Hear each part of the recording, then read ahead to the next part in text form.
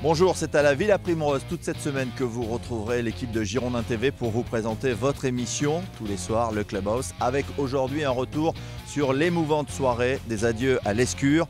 Marc Planus, Diego Roland seront dans cette édition pour commenter ce match joué par les Girondins face à Nantes et cette victoire. Également au sommaire, les temps forts de la Ligue 1, Paris très proche du titre, Evian très proche de la Ligue 2.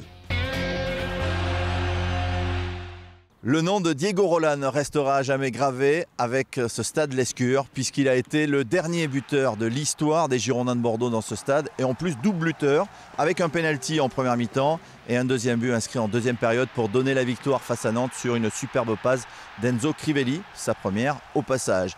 Diego Roland, buteur, heureux, avec Olivier Faure. Diego, tout d'abord, revenons sur cette belle fête. Le stade était en feu ce soir. C'était beau à voir. Oui, c'est ça. Je remercie à tous les supporters. C'était une bonne ambiance. Je suis très content parce que j'ai marqué 2 buts et l'équipe a gagné. Et voilà, on a rentré à l'histoire de Bordeaux. Ouais, les 2 buts que tu mets, le premier sur penalty, très bien tiré. Et le deuxième est plus construit. Avec une belle passe de Enzo Crivelli. Oui, il faut dire merci à Crivelli, il m'a donné un caviar et voilà, après j'étais frappé et la balle est rentrée, voilà, 2-1 pour Bordeaux. Maintenant, vous avez hâte, tu as envie d'aller dans le nouveau stade, j'imagine, même celui-là était beau, il y a des souvenirs, mais ce nouveau stade donne envie quand même. Oui, je pense que le dernier match à Montpellier, il va avoir beaucoup de supporters, et bon, on va avoir une bonne ambiance aussi. Et il faut gagner le dernier match parce que c'est l'inauguration de nouveau stade, et voilà, et très bien. Tu as 13 buts pour l'instant, il reste 2 matchs. C'est quoi, 15 peut-être, le palier à franchir? Oui, je ne sais pas, mais voilà, j'ai envie de marquer les 2 matchs qui restent, Lyon et Montpellier, bon, je vais essayer. Avec cette victoire, Bordeaux reste plus que jamais dans la course à l'Europe, à la 6e place, qualificatif pour un tour préliminaire. Willy Sagnol rentre aussi dans l'histoire de ce stade l'Escure avec cette victoire, mais lui, en conférence de presse, il a préféré revenir sur le passé du club et ceux qui ont véritablement marqué l'histoire des Girondins de Bordeaux. Enfin, moi personnellement, j'ai pas inscrit grand-chose. Si demain vous me parlez de Giresse, de Jacquet, de Lizarazu, de gens comme ça, je vous dirais oui, eux, ils ont laissé une trace. Moi, la mienne personnelle, elle est infime.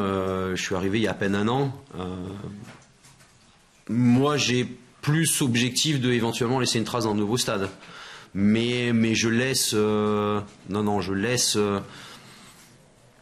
tous les anciens présidents, les anciens joueurs, les anciens grands joueurs, les anciens entraîneurs, ceux qui ont passé du temps ici, qui ont mouillé le maillot ici, qui ont transpiré ici. C'est à eux aujourd'hui que revient le fait de quitter Chaban sur une bonne note.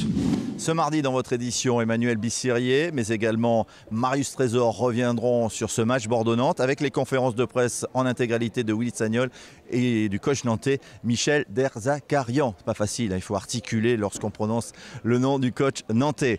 L'homme du match, c'est Diego Roland côté bordelais avec 2 buts. Mais c'est surtout Marc Planus, hommage avant le match, hommage à la 27e minute et hommage après le match avec les supporters bordelais. Marc Planus s'est arrêté dans le paddock avec Olivier Faure.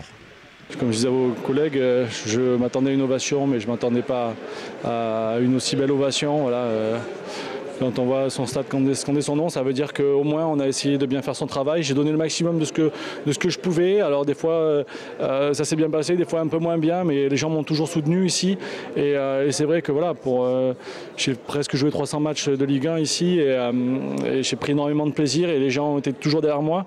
C'est un public exigeant, mais c'est un public qui donne tout. Et c'est pour ça qu'on est un club si particulier en France. Oui, quand à la 27e minute, tu as entendu tout le stade scander ton nom et se lever, j'imagine qu'on a la chair de poule à ce moment-là, non? Bien sûr, mais j'ai essayé de tout donner et quand je vois les gens, l'amour qu'ils me rendent, ça veut dire que j'ai réussi une partie de ce que je voulais faire et c'est sûr que voilà, j'ai été plus que surpris et je ne m'attendais pas à ce que le stade se lève et scande mon nom. Ça a été magnifique, c'est des moments qui resteront à jamais gravés dans ma tête et c'est pour ça que je faisais du foot pour vivre des grands moments après de grandes victoires, mais ce moment-là, il est un petit peu égoïste, mais en tout cas, je le prends avec plaisir et c'était magnifique pour moi.